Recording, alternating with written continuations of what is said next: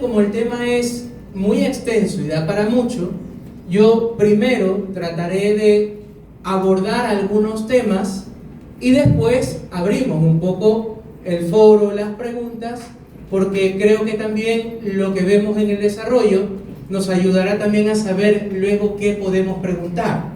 Y yo espero de que con el desarrollo del tema también incluso poder ya resolver algunas inquietudes o algunas preguntas. Entonces vamos a estructurar esto en tres momentos. Primero abordaremos un poco sobre la teología angélica, algunas notas generales para comprender.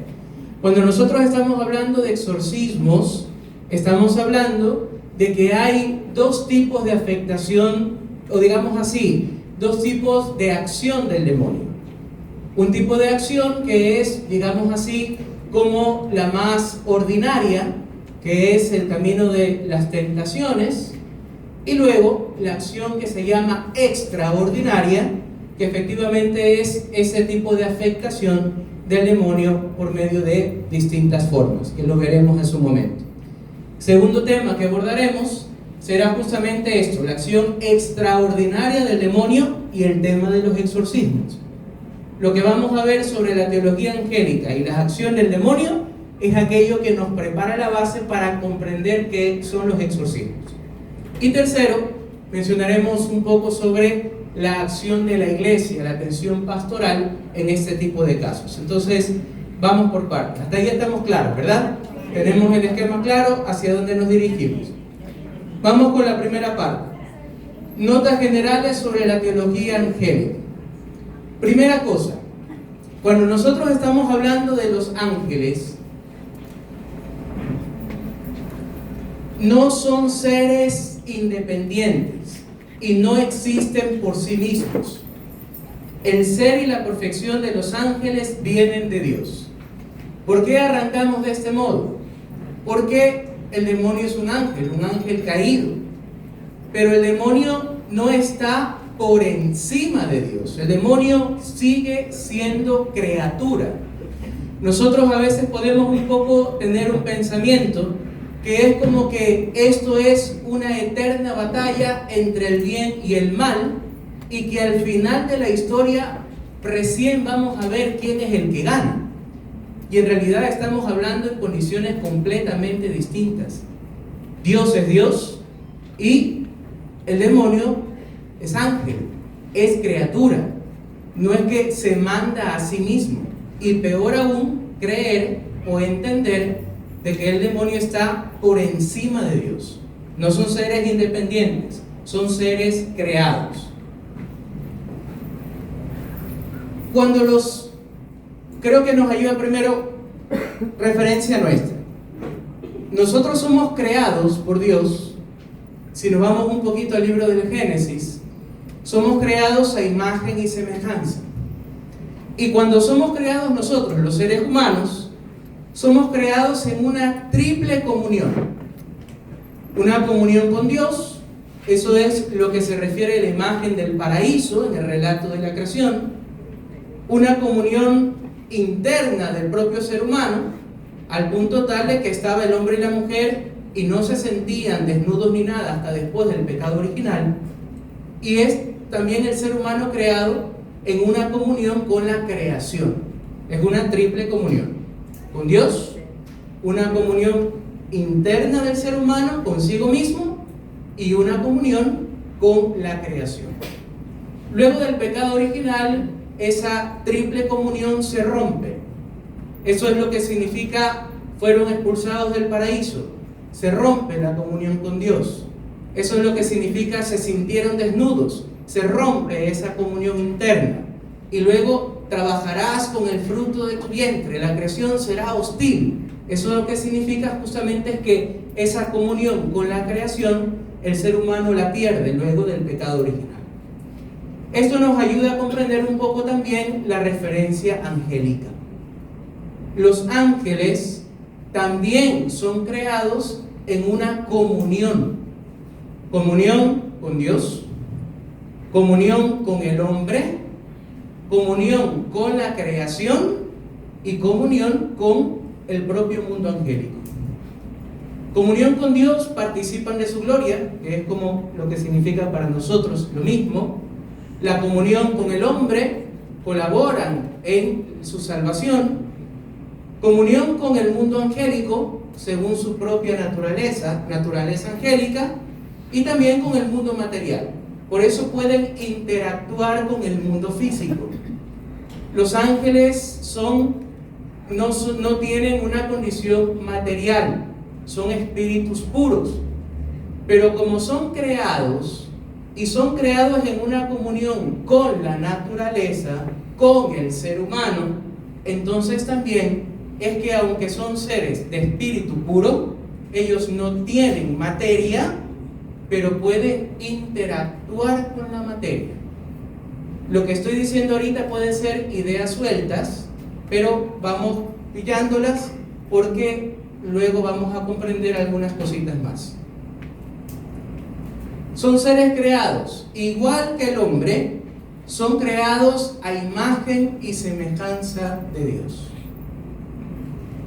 Luego de pecar, no pierden su condición angélica. Y tercero, luego de pecar, siguen siendo imagen de Dios, pero han perdido su semejanza. Trato de explicarlo de un modo sencillo. ¿Qué significa ser imagen y semejanza de Dios? Cuando nosotros hablamos de ser imagen, estamos hablando de ser un reflejo que evoca a alguien. Por ejemplo, una foto. Si yo tengo una foto de mi papá, de mi mamá, de mi hijo, de mi hija, de un ser querido, yo sé que la foto no es la persona, pero me evoca a la persona. Toda la creación es imagen de Dios, porque toda la creación evoca que existe un creador. Hablar de semejanza es un paso más adelante. ¿Qué significa semejanza? Similitud, pero no igualdad. Dios nos hace partícipes de algunas condiciones que son un poco más suyas, para identificarnos un poco más con Él. Entonces, por ejemplo, los seres humanos, luego esto es algo que se les llama las potencias del alma, inteligencia, voluntad, memoria, son capacidades que nos acercan a Dios y nos hacen un poquito más semejantes a Él. Bueno, pues esto es algo parecido que nos ayuda a comprender qué ocurre con los ángeles. El ser humano, luego del pecado original, no pierde su naturaleza humana. Ha pecado, se ha roto la comunión, pero no pierde su naturaleza humana. Los ángeles, luego de la caída, cuando ya hablamos de los ángeles caídos, no pierden su naturaleza angélica.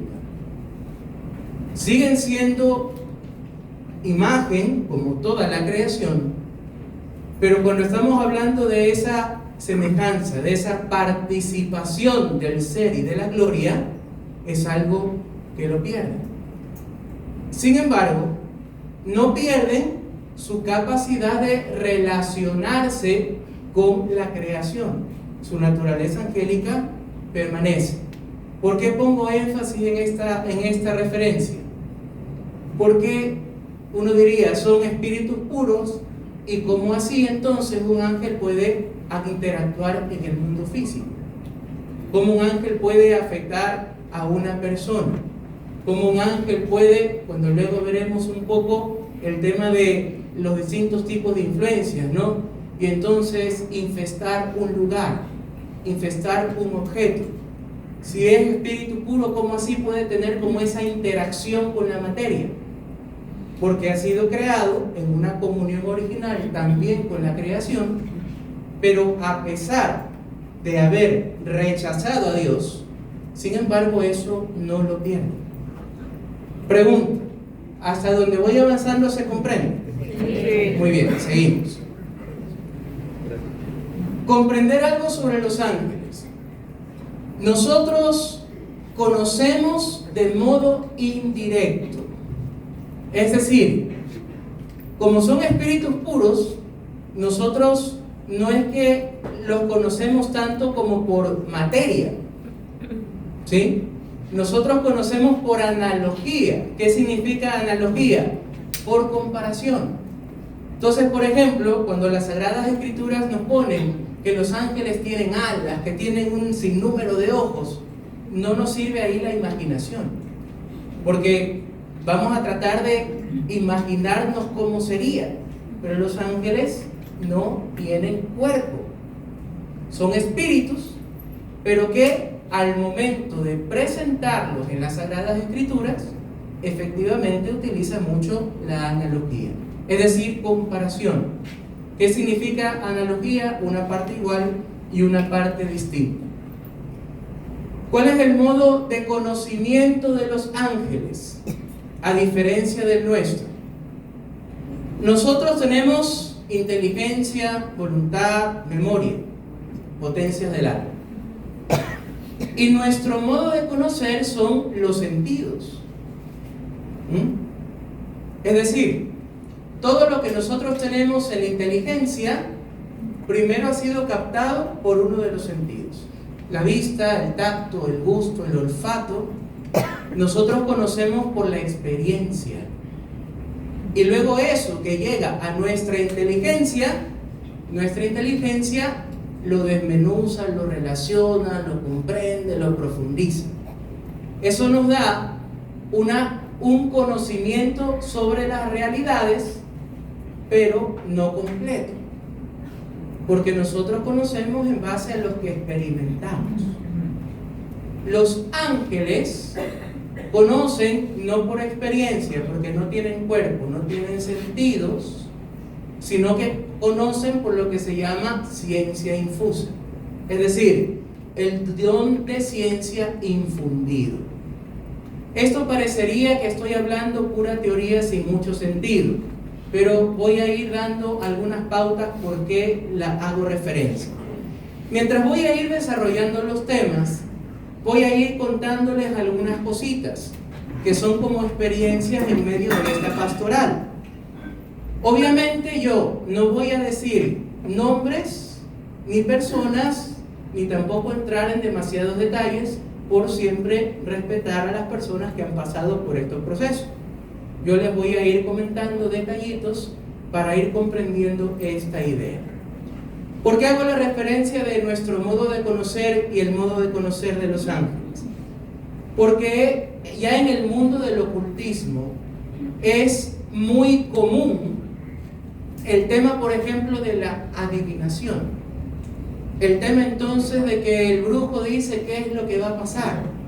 De que entonces si yo me meto en el tema del tarot, me meto en no sé qué, me meto en no sé cuánto, entonces el ser humano tiene este instinto un poco de curiosidad que se puede tergiversar y entonces crea el demonio una idea de credibilidad en esto, porque le predice cosas, porque le anuncia cosas, porque le dice que va a pasar. Hoy día me enteré que hay un perrito que pronostica los goles del mundial. Me acordaba del pulpo, no sabía que existía, ¿ya? Y entonces, por ejemplo, todo esto, y que lastimosamente ahorita en redes sociales es una cosa bárbara, porque existen simplemente reels de que tú viendo el reel haciendo esto y esto conjuro, ya aprendes lo que significa el tema del amor, para el dinero, para la abundancia, que no sé qué, no sé cuánto. Esto está inundado. Y el demonio juega mucho con aquello que trata de despertar una credibilidad en el hombre en esto, pero por un camino de superstición. ¿Por qué hago énfasis en este modo de conocer? Porque el demonio conoce cosas que nosotros no, pero eso no significa que el demonio sea el dueño del futuro. Yo lo suelo explicar de un modo sencillo. Hagámonos la idea de un niño pequeño. Y a un niño pequeño yo le digo, mira, el día de mañana tú vas a toparte con una persona que es así, así, así, y te va a decir esto, esto y esto. El niño al día siguiente se topa con eso y se queda sorprendido. En cambio, el otro sabe porque lo va a llevar al médico. y sabe cómo es el médico, qué es lo que le va a decir. Entonces en el uno crea una sorpresa, pero el otro lo que hace es simplemente conocer más y manipular. De esto el demonio obra muchísimo, crea mucha confusión y trata de despertar una credibilidad en el mundo del ocultismo de un modo tal que se termine desplazando a Dios. Y esto es algo lastimosamente muy seductor para el ser humano, porque resulta de que nosotros tendemos hacia ese deseo de controlar, de dominar, y en cambio aquel que sigue al Señor es un voto de confianza. Cuando rezamos el Padre Nuestro, ¿qué decimos? Hágase tu voluntad en la tierra como en el cielo. Es un acto de abandono. En cambio, en el mundo del ocultismo trata de brindar esta especie de dominio y de seguridad. Por eso no es raro, y ustedes por ejemplo sospechen mucho, cuando hay un criterio que dice: yo te garantizo que esto va a ser así, te garantizo que esto va a ser de este modo. Ahí entra por ejemplo todo el mundo de la brujería. Y entonces yo voy a hacer el hechizo, el conjuro de no sé qué, para entonces, para el amor, para la abundancia, para el daño, para la venganza, como que yo soy el que domina los poderes sobrenaturales para utilizarlos a favor mío. El tema de la brujería va por allí. Y siempre, ¿qué es lo que hay detrás? Demonios, ángeles caídos. Entonces, los ángeles caídos, los demonios, que son ángeles que tienen, a pesar de haber pecado, a pesar de haber roto la comunión con Dios, tienen esta posibilidad de interacción con el mundo y tienen un conocimiento más amplio que lo que nosotros conocemos. Entonces fácilmente se manipula y se utiliza para que la persona con sus decisiones vaya alejándose de Dios y vaya dando credibilidad a aquello que atenta contra el amor y la providencia divina. Entonces vamos como iluminando todo esto de el modo de conocer. Los ángeles se van perfeccionando igual que el hombre mientras se van acercando a su fin. Es lo que para nosotros decimos la santidad, ¿no? No están limitados a las realidades de espacio y tiempo, y también los ángeles están sujetos a una moral, como nosotros. Están en camino de perfección, no son perfectos. ¿Cuál es su relación con el mundo físico? Son seres espirituales, pero que pueden tener una interacción con el mundo físico. No están dentro de él, sino por encima de él. Entonces, por ejemplo, esto hay que, lo pongo con una referencia. Vamos hablando de los ángeles buenos y de los ángeles malos. Entonces, por ejemplo, si yo le rezo a San Miguel Arcángel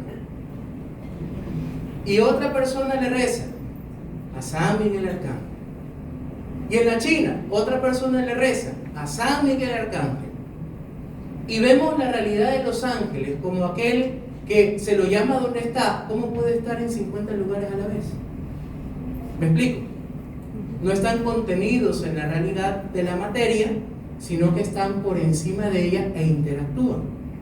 Así como menciono la referencia de los ángeles buenos y de un arcángel, San Miguel, así ocurre también luego cuando ya nos metemos en casos de exorcismos.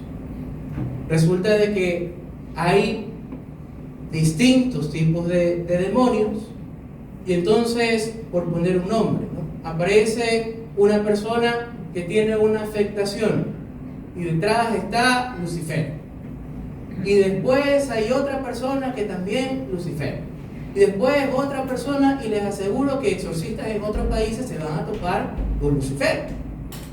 Y entonces, ¿cómo puede ser que esté aquí, acá y allá? Es que no está contenido en el mundo material. tiene una interacción con Él. Pueden ejercer sus potencias o capacidades de diversas formas de acuerdo con la voluntad y permisión divina. Esto que acabo de decir es algo quizás un poco difícil de entender, pero vale la pena aclarar. Todo ocurre con el permiso de Dios. Y eso no significa de que Dios quiere el mal de la persona. Todo lo contrario. Ocurre con la permisividad divina porque los demonios no están por encima de Dios. Como decíamos, no son seres arbitrarios, no son seres autónomos. De hecho, una experiencia en el tema de los ritos de exorcismo es que es un camino en el cual la persona sufre mucho, porque el demonio es cruel. Pero sin embargo, incluso esa realidad que es de sufrimiento no está por encima de lo que la persona puede llevar de la mano y de la gracia de Dios. ¿Cuál es un poco la experiencia? Y esto, una de las cosas más bonitas de esta pastoral, que en el fondo es una pastoral de misericordia, es una pastoral de consolación, porque son personas que sufren mucho, que por desconocimiento, ignorancia o lo que sea, se metieron en el mundo del ocultismo. Muchos de ellos haciendo pactos, muchos de ellos haciendo promesas, muchos de ellos haciendo ofrecimientos. Y el asunto es de que, si ustedes saben, con el respeto, no sé si aquí hay algún abogado, les voy a meter la pata con lo que digo, ¿no? Tengo amigos abogados por si acaso, así que... Pero por ejemplo, los abogados conocen el tema de la letra chiquita.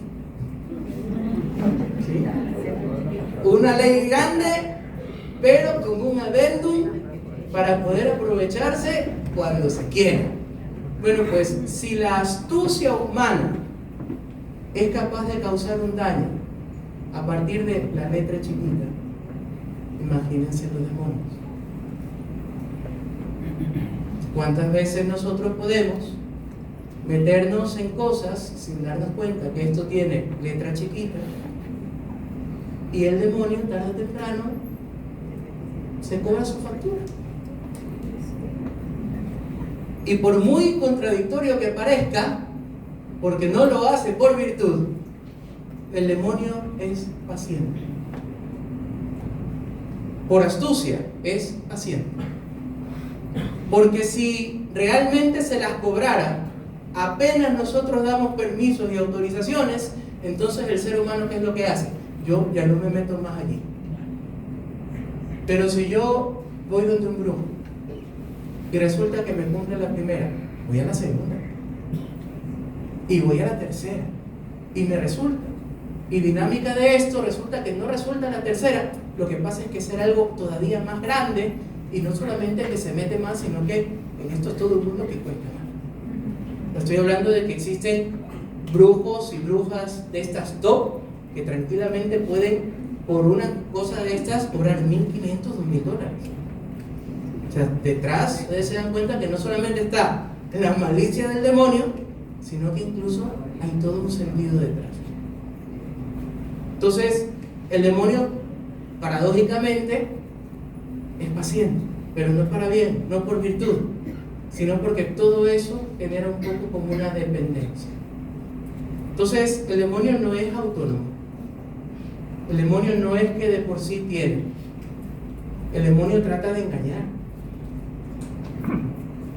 Aquí hay un criterio importante.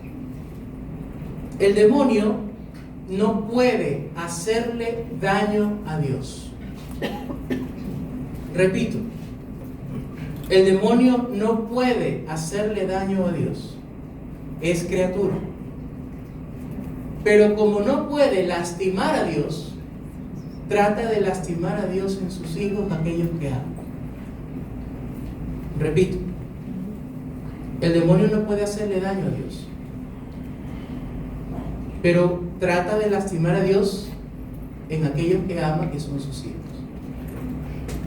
Y una de las experiencias bonitas de esto es que aunque haya personas que, repito, por ingenuidad, por lo que sea, se terminó metiendo en un mundo de ocultismo,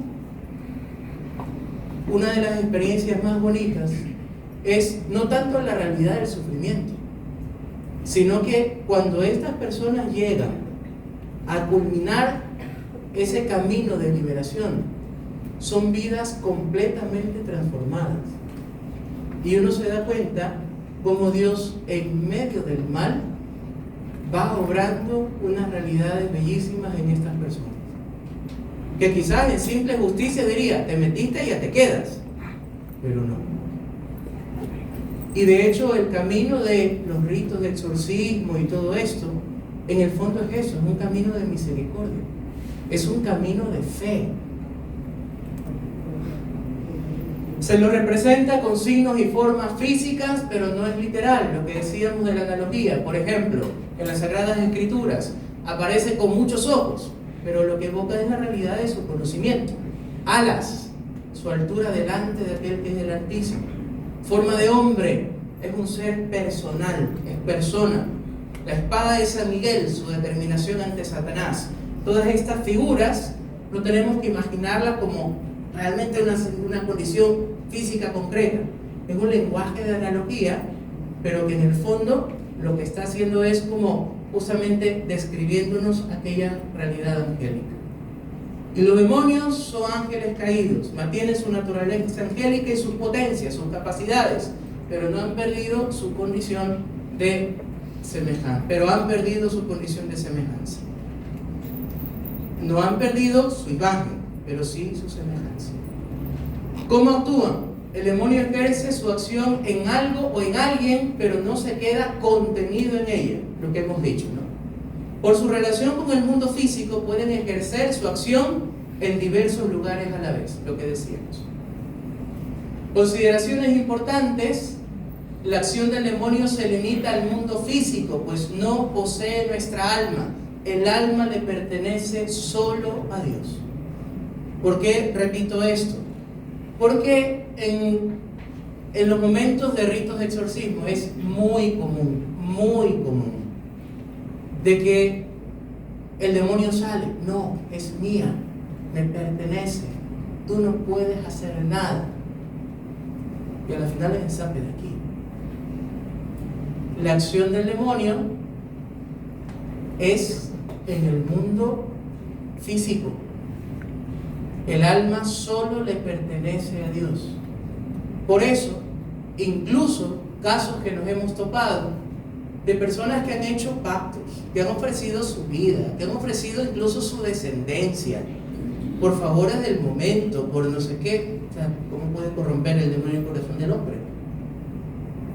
Y efectivamente viene ese engaño. No es que me prometió, es que ella es mía. Caramba. El alma le pertenece solo a Dios.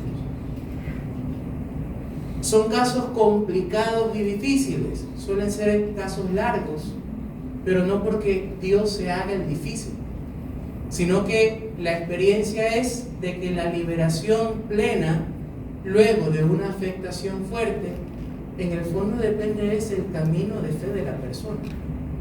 Y cuando la persona viene de un mundo de ocultismo, más bien son muchas las realidades que tienen que cambiar en el corazón. Al interactuar con la realidad física y material también se expone y les afecta las realidades físicas. Por eso afectan mucho los sacramentales. La bendición de una casa, el agua bendecida, el agua exorcizada, la sal exorcizada, el incienso, son elementos que nosotros utilizamos en el momento de un rito.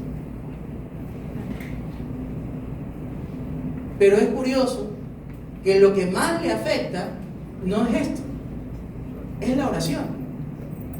Yo aquí simplemente para mostrarles. Este es el rito de exorcismo. Este es el ritual. Cuando uno lo abre, no se va a topar con ninguna cosa rara o extraña. Se va a topar con oración. El Evangelio, los salmos, las letanías de los santos. Después si vienen oraciones específicas que tienen que hacer el sacerdote, pero es el credo Y es muy fuerte cuando una persona está con una afectación, cosa que para nosotros es tan fácil y tan ordinario. Una persona que en ese momento está en pleno momento de rito, crees en Dios Padre Todopoderoso,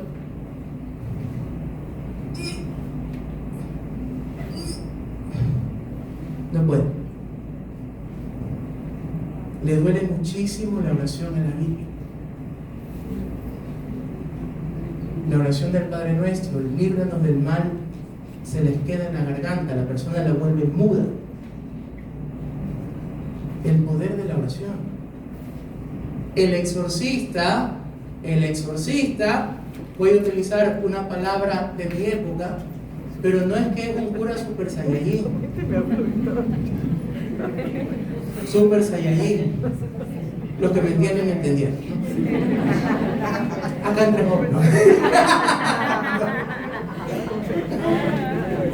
No es que es el cura superpoderoso. El exorcista, por esencia, es el obispo. Y los exorcistas somos sacerdotes delegados por el obispo para ejercer este ministerio. Y no es que yo, como sacerdote, soy el que tengo el poder, como lo que hace el sacerdote es orar en nombre de la iglesia. Y algo muy fuerte justamente es ver de que el demonio que se hace todo el ante la oración y el poder de la iglesia, no le queda más que rendirse. Y eso no depende de que uno sea un super cura, es las palabras del Señor. Por ejemplo, en medio de los ritos, nosotros le cantamos a la Virgen, hay momentos así, es oración. Su modo de afectación pasa por el engaño para pecar y por la influencia en el ámbito psíquico, afectivo y material de las personas para llevarlas a la desesperación. Lo propio del demonio es el engaño. Si ustedes me preguntan, alguna vez me decían, y entre todas las películas que hay, ¿no? Y que hay de todo, ¿cuál más se parece a? Yo no le voy a hacer publicidad ninguna. Pero si hay una, creo yo, que es la que mejor relata, y ojo, no tiene ninguna acción, ningún momento, ninguna escena de terror. Es una que se llama Nefarios. No tiene una escena de terror. Toda la película es un diálogo. Y un diálogo de engaño, un diálogo de suspicacia, un diálogo de provocación.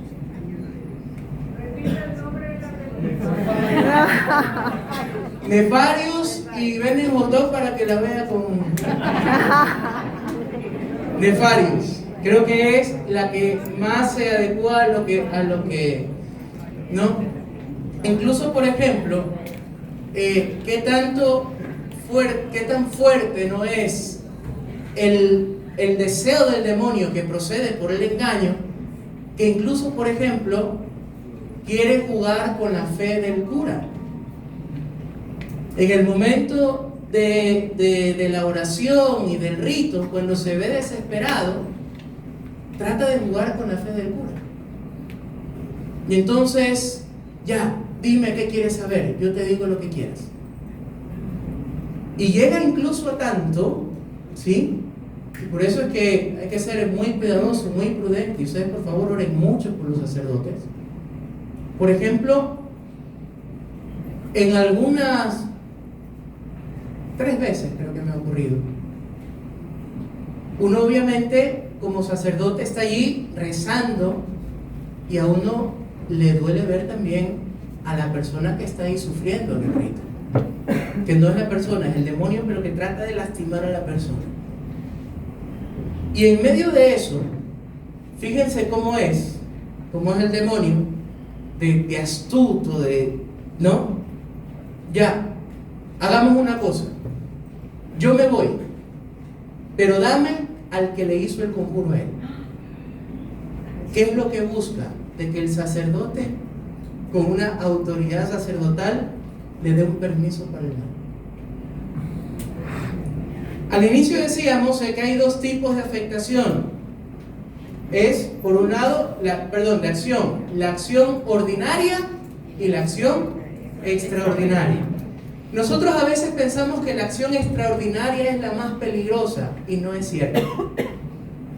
Porque el demonio, decíamos, no puede tener el alma de la persona. La más peligrosa es la acción ordinaria, que eso es la tentación para pecar. Porque el asunto es que cuando hablamos de posesión, cuando hablamos de esto, es el demonio que trata de herir o lastimar a la persona en su parte física y hacerla sufrir, a ver si se desespera, a ver si reniega, a ver si se aleja de Dios, a ver si se mete más en el mundo del ocultismo para ver si se libra de eso. Pero con la tentación, que nosotros a veces la minimizamos, esa es la más peligrosa, porque es un engaño que lo que busca es que nosotros en nuestra libertad terminemos eligiendo lo contrario a Dios.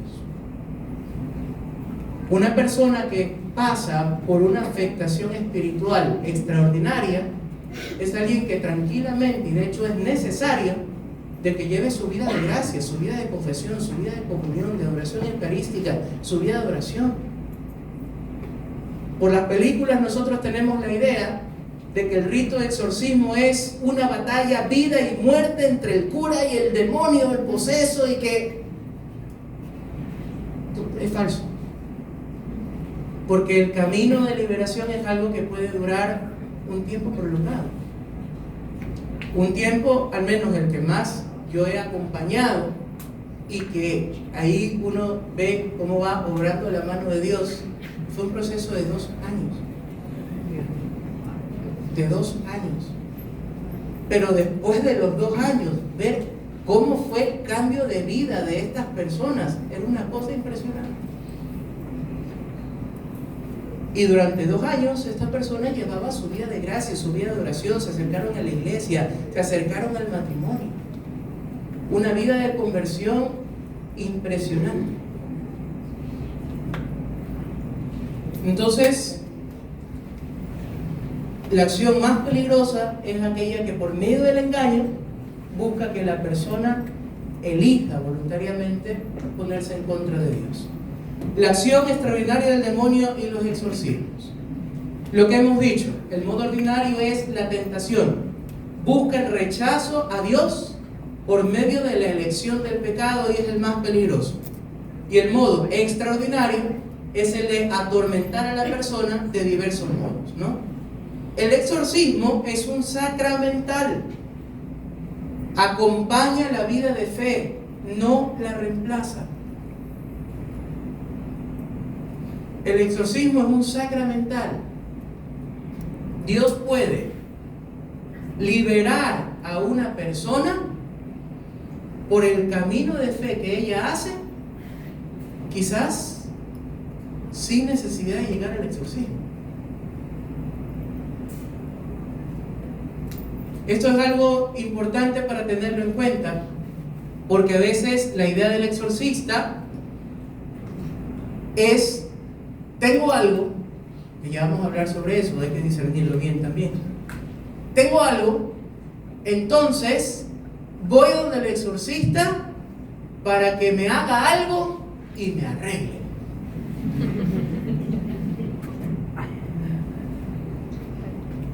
Si no hay vida de sacramentos y no hay vida de piedad,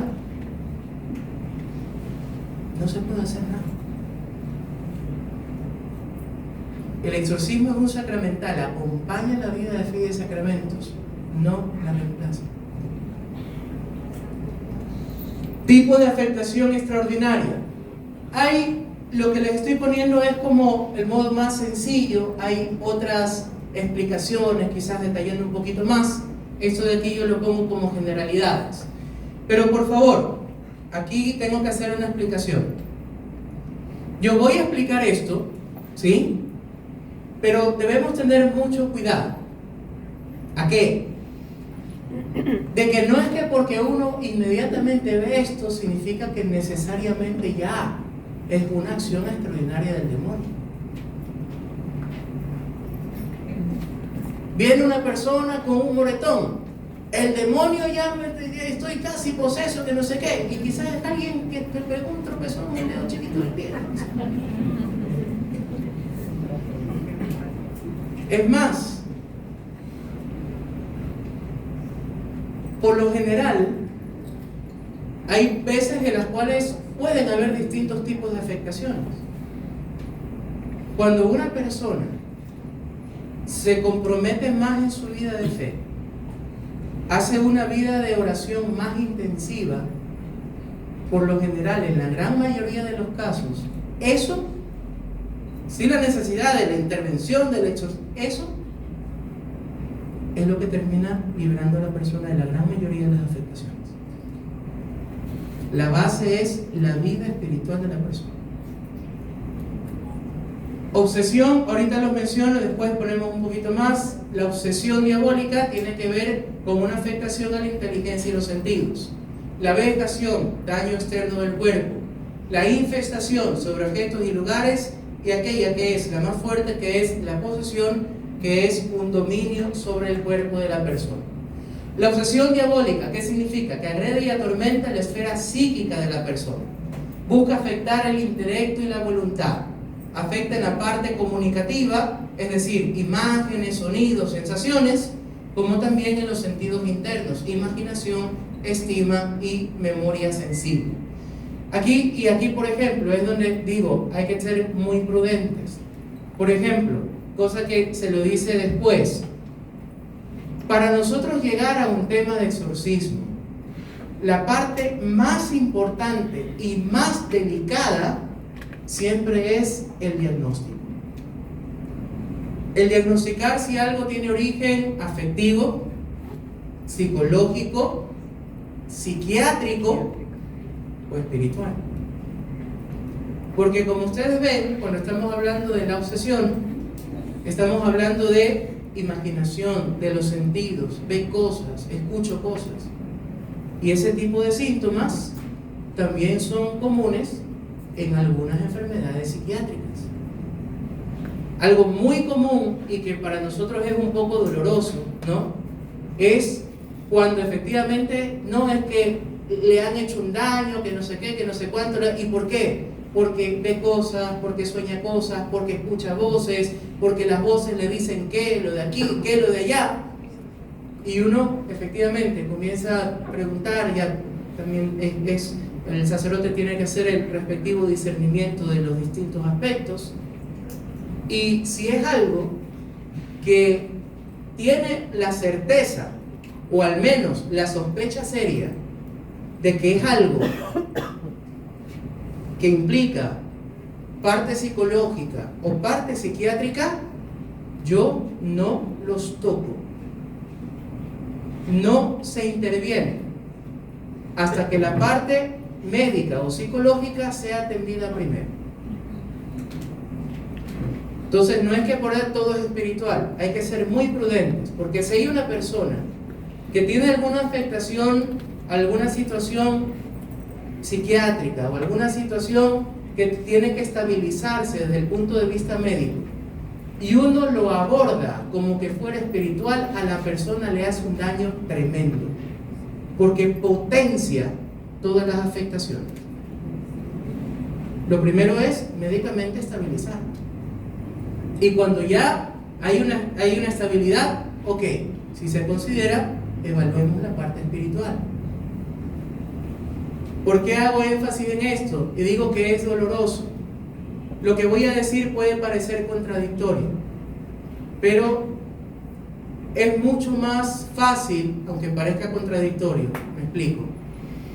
Es mucho más fácil creer o esperar que tiene una afectación espiritual y que lo llevo donde el cura para que el cura le haga ahí su macumba católica, ¿no? Y lo arregle. Eso es más fácil de aceptar que tenga una enfermedad psiquiátrica. Parece contradictorio, pero en la práctica sí es, porque obviamente es algo difícil. Entonces es más fácil esperar y creer lo inmediato.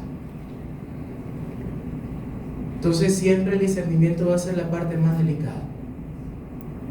Y aquí, cuando hablamos de las obsesiones, es un tipo de afectación que efectivamente puede darse, pero por eso explico, tiene que ser un discernimiento muy claro en la parte mental, psíquica, del intelecto y la voluntad.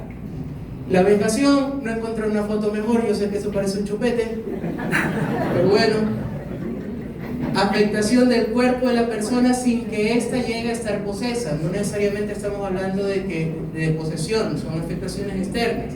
Cortes, quemaduras, arañazos, picaduras, mordeduras, moretones, hinchazón con huellas de sangre, incisiones en la piel con letras, etc. Algunas de estas nosotros las hemos visto. Hay de hecho, por ejemplo, un caso que era interesante.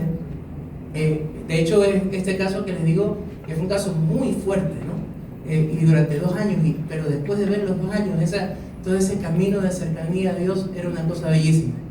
Pero por ejemplo, era uno de esos que más llamaba la atención, porque esta persona sufría de sueños. Y en los sueños, por ejemplo, ocurrió una vez que soñaba con una serpiente y que le mordía. Y en la mañana siguiente, el lugar donde soñó, no solamente que realmente le dolía, sino que tenía como los 2 huequitos de los dientes. ¿Ya? Entonces, ¿no? Les comento eso simplemente para que se den cuenta de la posibilidad y la realidad. Ahora, no todos los casos son así, yo les estoy dando algunas pistas, ¿no? La infestación busca dañar al hombre en las cosas o los bienes que Dios les da para que sirvan para su vida. Pueden ser de distintas formas, fantasmas que con la idea de causar terror, silbas, voces, rumores, portazos, pasos, rompen o tiran cosas, etc. Casos, por ejemplo, en los que la persona está en su habitación, va, está sola en casa, se ducha, sale y resulta que todas las puertas del ropero están abiertas, toda la ropa en el piso, no sé qué, no sé cuánto. Ocurre. Cualquier cosa le comentan al padre Raniero. Por si acaso, cuando ocurren, por ejemplo, este tipo de cosas, bueno, si ya es algo más grave, obviamente se pone en contacto con el párroco y el párroco se pone en contacto con el exorcista.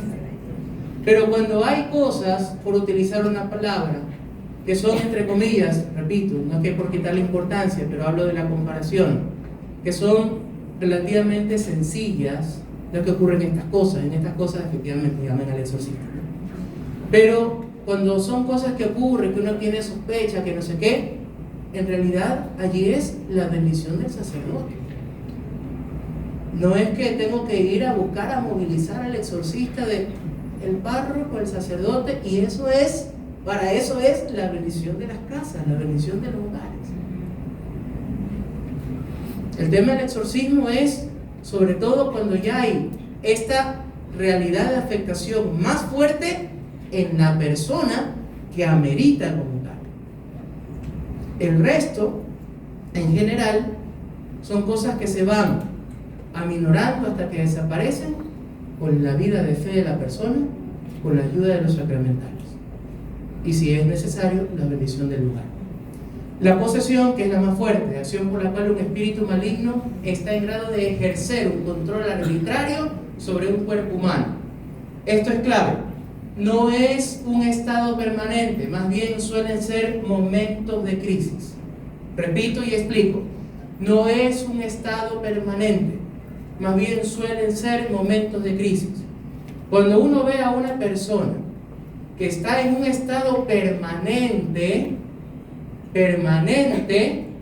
más bien ahí se sospecha de alguna situación psiquiátrica, ¿sí?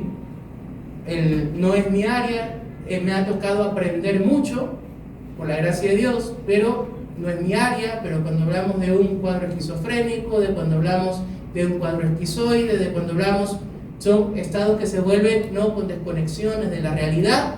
La gran mayoría de las veces ahí estamos hablando de realidades mentales. Una persona que tiene una afectación es alguien que de ordinario lleva su vida casi normal y tiene sus picos y sus momentos de crisis. Cuando uno ve a una persona que está como un estado, por lo general la primera evaluación es médica. Incluso, esto se los comparto, hay casos, no de origen espiritual, sino en este discernimiento que nos hemos topado con afectaciones psiquiátricas que son frutos de drogas, de adicciones, y curiosamente y dolorosamente lo estamos viendo en edades tempranas, de 14, 15 años, distorsiones de la realidad por tema de pantallas. Adicciones a videojuegos de 3 horas pegadas diarias al teléfono, jugando, niños pequeños. Y eso tiene todo un sentido neurológico porque afecta al cerebro de un modo también orgánico. Y nos han llevado, pensando que está poseso, comenzamos a preguntar, y ahí entra el médico, ahí entra tratamiento de medicación. ¿Qué es un exorcismo concretamente? Es la oración de la iglesia por la cual un sacerdote delegado para dicho ministerio ejerce en nombre de Jesús y con la autoridad de la iglesia el rito para la liberación de un poseso.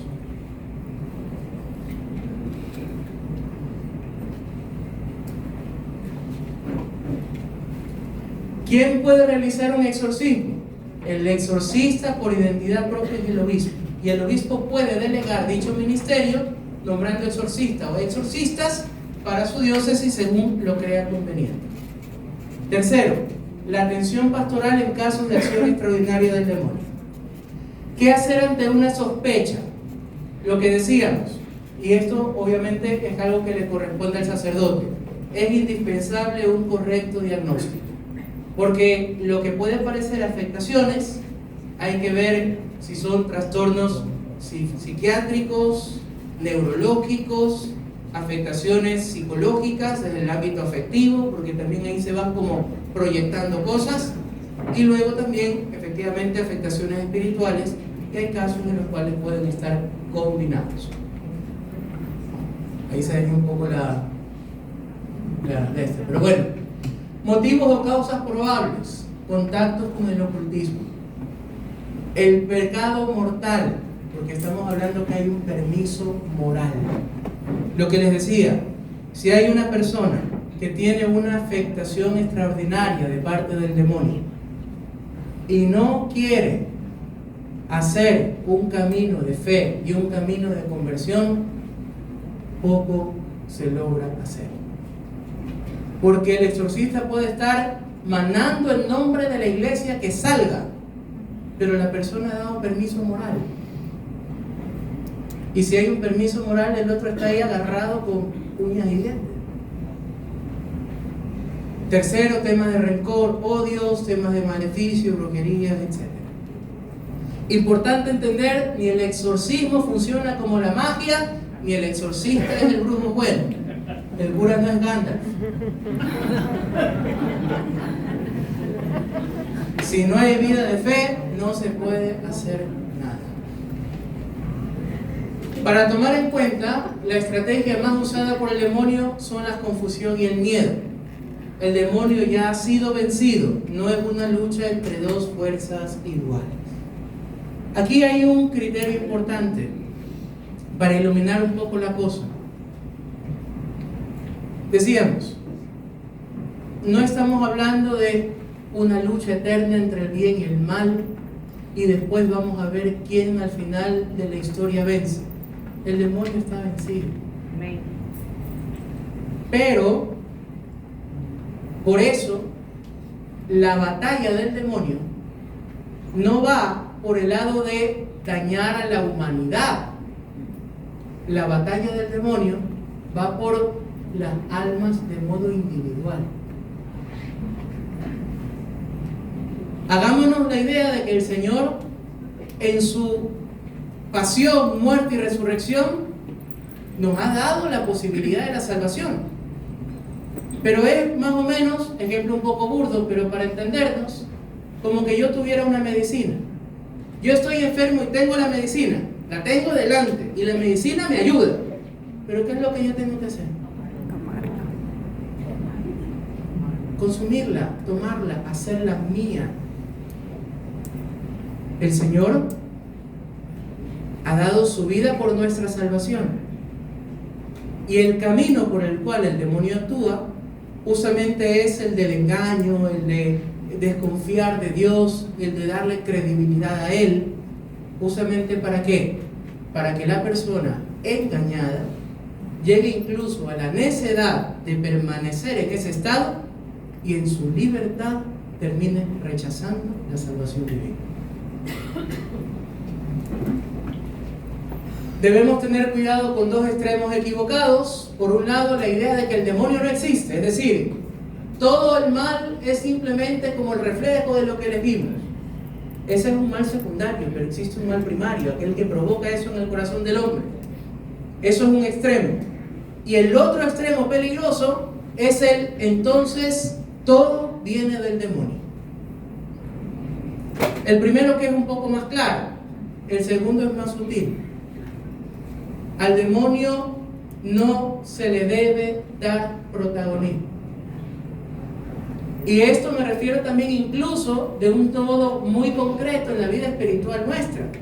Ahorita voy a decir algo que espero no herir ningún tipo de sensibilidad, pero tengo que decirlo muy claramente.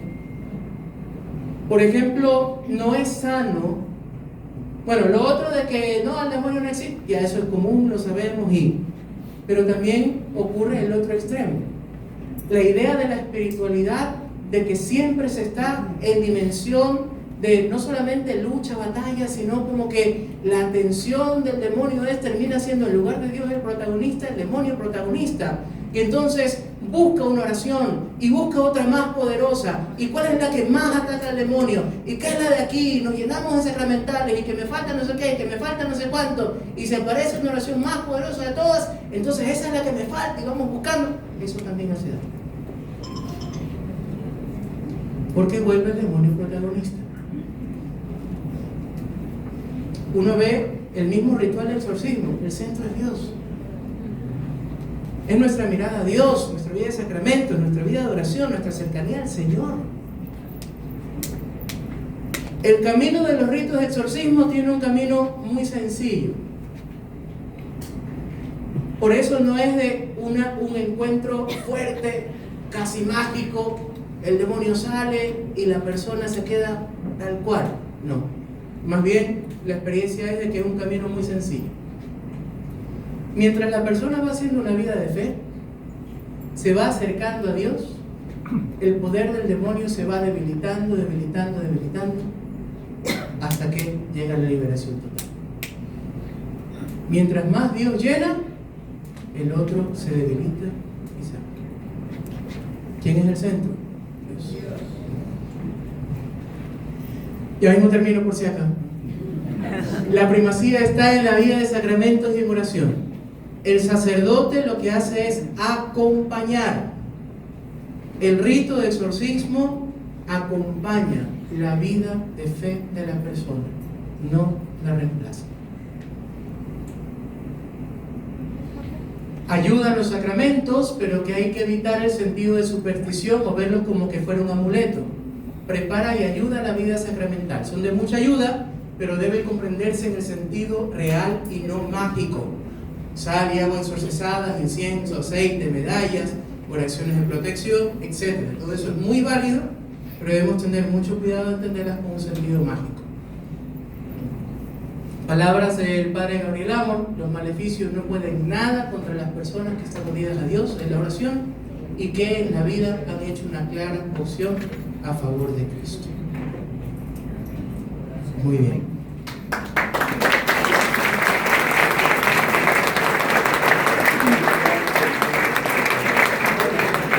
Perdón si me alargué.